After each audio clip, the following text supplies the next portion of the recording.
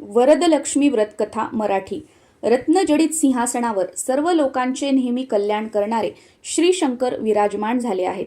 हे पाहून सर्व लोकांवर अनुग्रह करण्याकरिता त्यांना पार्वती प्रश्न करते की हे भगवान शिवशंकरा, आपण सर्व लोकांचे स्वामी आहात व प्राणीमात्रांच्या कल्याणार्थ रात्रंदिवस झटत आहात. आपण सर्वांमध्ये श्रेष्ठ असून आपले ठिकाणी पातकाचा लेश सुद्धा नाही, तरी आपणाला मी पुण्यकारक अत्यंत गुप्त गोष्ट विचारते, ती मला आपण कृपा करून सांगावी. ती गोष्ट ही की हे जगतप्रभो, एक वरदलक्ष्मी नावाचे व्रत मी ऐकले आहे. त्याचा विधी आणि महिमा काय आहे तो मला सविस्तर सांगावा.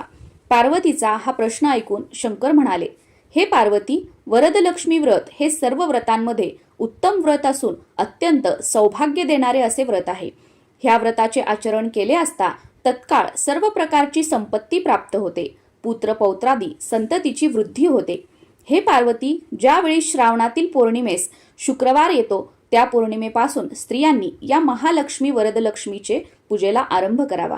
हे ऐकून पार्वती पुन्हा विचारते, देवा, त्या व्रताचा विधी काय?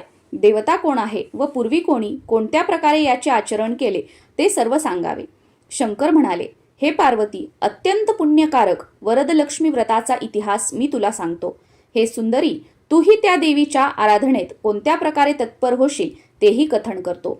कौंडिन्य नावाचे एक नगर असून त्या नगरात ज्याच्या सभोवताली सुवर्णाचा कोटा आहे आणि अग्निप्रमाणे तेजपुंज असे एक मंदिर होते. त्या मंदिरात चारुमती नावाची एक सर्व लोकात प्रख्यात अशी ब्राह्मण स्त्री राहत असे. ही ब्राह्मण पत्नी सतत पतिभक्तीविषयी तत्पर, महापतिव्रता, सासू सासऱ्यांवर अत्यंत प्रेम करणारी होती. तिची कांती चंद्राप्रमाणे असून तिचे भाषण फार मंजूळ होते. तिचे सदा सर्व काळ प्रसन्न चित्त व पवित्र आचरण पाहून प्रत्यक्ष लक्ष्मी तिच्या स्वप्नात आली आणि म्हणाली, हे चारुमती, इकडे ये. वरदलक्ष्मीच्या प्रसादाने तुझे कल्याण असो. तुला मी एक गोष्ट सांगते, ती ऐक. ज्यावेळी श्रावणाच्या पौर्णिमेला शुक्रवार येईल त्यावेळी तो दिवस व्यर्थ न घालवता दृढ अंतकरणाने वरदलक्ष्मी नावाच्या व्रतास तू आरंभ कर. चतुर्भुज अशी सोन्याची लक्ष्मीची प्रतिमा करावी. आपले घर स्वच्छ करावे व सगळीकडे तोरणं बांधावी. तशाच विविध रंगांच्या रांगोळ्या काढाव्या. त्या दिवशी पूजेकरता नवीन भांडी घ्यावीत. पूजेची जागा पूर्व दिशेला किंवा ईशान्य दिशेला असावी. भूमीवर स्वास्तिक काढून त्यावर 1 शेर गव्हाची राशी करावी व त्यावर नवा कलश ठेवून त्यात तांदूळ भरावेत आणि कलशाभोवती वस्त्रे गुंडाळावीत. त्या कलशावर अनेक प्रकारची फुले वाहावी, त्यावर सोने वाहावे व अनेक प्रकारची पत्री वाहून त्यावर ठेवलेल्या पूर्ण पात्रावर वस्त्र पसरावे. हे सुबुद्धे चारुमती, त्या पूर्ण पात्रावर सोन्याची चतुर्भुज लक्ष्मीची प्रतिमा समंत्रक स्थापन करावी व तिची पूजा करावी. पंचामृत स्नान घालावे. देवी सुक्ताने शुद्ध पाण्याचा महाअभिषेक करावा. वस्त्रादी उपचार अर्पावेत. देवीला हळद कुंकू, सौभाग्य द्रव्य, सुवासिक वगैरे अर्पण करावीत. विविध प्रकारची पत्री अर्पण करावी. ती येणेप्रमाणे पिंपळ, वड, बेल, आंबा, डाळिंब, मोगरा, तुलसी, कन्हेर, केवडा, चाफा आदी 21 जातींची पाने प्रत्येकी 21 प्रमाणे वाहावीत. मोगरा इत्यादी नाना प्रकारची सुवासिक फुले अर्पण करावीत. तसेच सुवासिक धूप, दीप आदी करून इष्टकाम पूर्ण करणाऱ्या द्रव्यांनी महालक्ष्मीचे पूजन करावे. नंतर नैवेद्याकरिता उत्तम प्रकारचा पायस, भोजनाचे भक्ष्य, भोज्य, चोष्य, लेह्य आदी युक्त तसेच 21 अनारसे, वडे, घारगे व मोदक इत्यादींचा नैवेद्य तयार करून देवीला समर्पण करावा. नैवेद्यास जो पदार्थ समर्पण केलेला असेल त्यातून 5 देवीच्या पुढे ठेवावेत आणि बाकी प्रसाद म्हणून आपण घ्यावे. यथाशक्ती राजोपचार, नाना प्रकारचे शेषोपचार देवीला सन्मानपूर्वक समर्पण करून शरण जावे आणि इष्ट वर हेतूची देवीपाशी प्रार्थना करावी. शक्यनुसार नृत्य, गायन वादन करावे. लक्ष्मीची गाणी म्हणून प्रार्थना करावी. हे प्रियभाषिणी चारुमती, पूर्वी उमा, सरस्वती, सावित्री, इंद्राणी इत्यादी हे समृद्धी देणारे व्रत यथासांग केले व त्यामुळे त्या मोठ्या अधिकारास पोहोचल्या. त्याचप्रमाणे तू माझे पूजन केले असता मी तुझे सर्व मनोरथ पूर्ण करीन, पाहिजे तो वर देईन. याप्रमाणे वरलक्ष्मीने चारुमतीस स्वप्न दृष्टांत दिला असता ती चारुमती म्हणाली, हे वरलक्ष्मी परमेश्वरी, तू सर्व जणांची जननी आहेस. तू पुण्यमूर्ती इथे प्रगट झाली आहेस. तुला मी नमस्कार करते.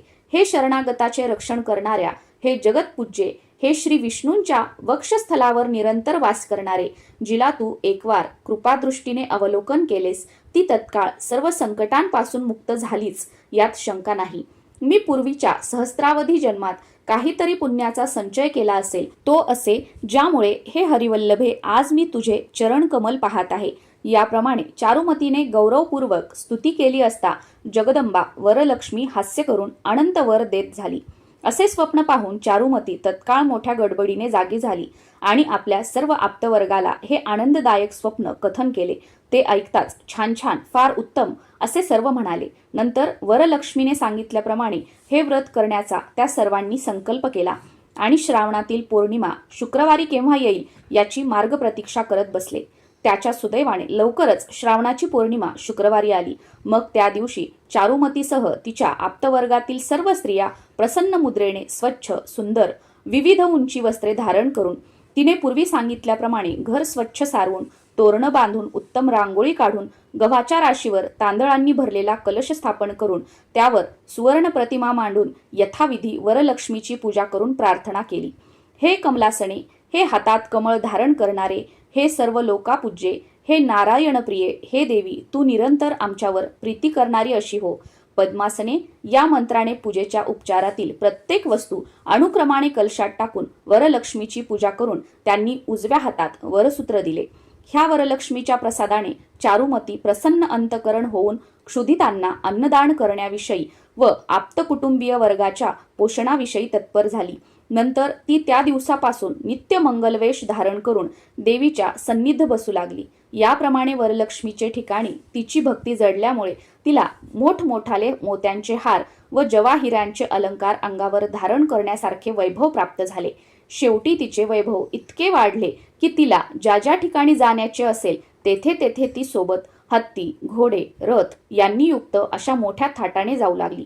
नंतर तिच्या ज्या निरनिराळ्या मैत्रिणी तुला एवढे वैभव कसे प्राप्त झाले म्हणून विचारत, त्यावेळी चारुमती त्यांना मोठ्या प्रेमाने हे वरलक्ष्मीचे व्रत सांगत असे. सूत सांगतात, यावरून हे व्रत खरोखर अत्यंत गुह्य आहे. याचे जो कोणी मानव आचरण करील तो आपले अत्यंत कल्याण झालेले पाहिल. चारुमती तर या व्रताने सर्व दुर्लभ मनोरथांना पूर्ण झाली. नंतर या वरलक्ष्मीच्या पूजेने ती सर्व लोकात पूज्य होऊन चिरकालपर्यंत मोठे वैभव पावली आणि तिने ज्या ज्या मैत्रिणींकडून हे व्रत करविले त्याही आपल्याप्रमाणे श्रीमंत झाल्या असे तिने पाहिले. याकरिता हे पुण्यकारक व्रत सर्व स्त्रियांनी सविस्तर भक्तिपूर्वक करावे. जे हे भक्तीने आचरण करतील त्यांना विपुल भोग व अखंड लक्ष्मीची प्राप्ती होईल. हे सर्व व्रतांमध्ये श्रेष्ठ असे पुण्यकारक शुभ वरलक्ष्मीचे व्रत जे नरनारी करतील ते आपल्या पायांनी स्वर्गास जातील.